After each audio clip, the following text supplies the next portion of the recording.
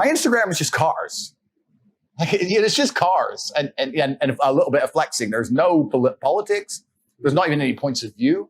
I had no strikes, nothing. It's just a hit piece. So if there were betting odds, like if we did a poll, why do you think Andrew Tate was banned from all the social media platforms? And it was misogyny, right? You know, COVID stuff, against the government, against system.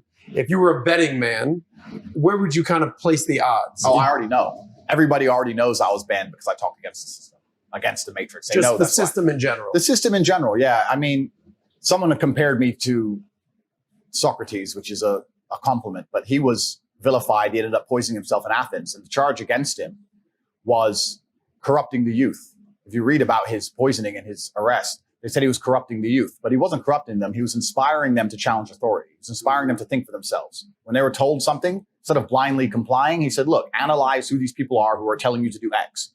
And I even had a tweet I put out on my, I've been banned on Twitter forever. So I've been through 20 Twitter bans. I come back as undercover, whatever.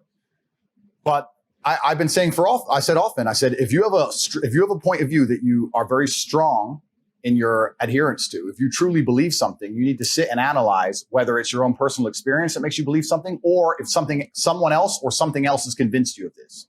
And if they have, you need to then once again analyze that point of view and analyze who these people are and what they want from you. Do they truly want the best of you? If the news convinces you of something to the point where you're going to argue with your own family members at a dinner table, does the news really care about you more than your family? This is a genuine question. You need to analyze every belief you hold, where it came from, and then analyze what their intentions are. And if you start to do that, you look at something like COVID, for example, it's an easy one. And you look at all the bullshit they were saying and you sit here and go, wait, these people don't care about me.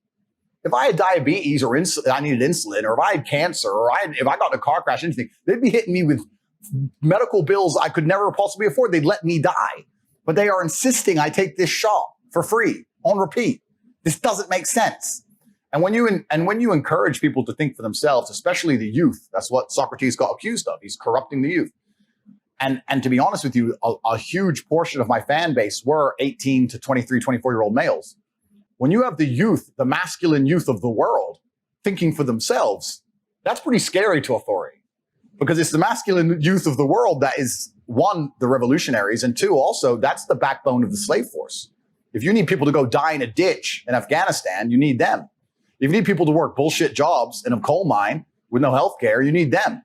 If you need people to blindly comply to bullshit, you need them more than anybody, more than you need the feminists and the liberals. You need the real men to go out there and comply with the bullshit, to live a shitty existence, to purport and prop up a system. The warrior class. The warrior class, right? And if enough of these men stand in one place and say, this is enough, that's when a revolution happens. Mm-hmm. So this is the most dangerous group of the demographic that the Matrix and the people are trying to control, and they have to have a narrative over. And that's why they're trying to weaken them in every regard. And when I'm sitting there saying, don't listen to the bullshit, become physically strong, think for yourself, prioritize your brotherhood above what the fucking Matrix is telling you, do not blindly comply, resist the slave mind, all these things I'm saying, they just sat there one day and said, wait, the most popular person on the planet is saying, don't listen to our bullshit.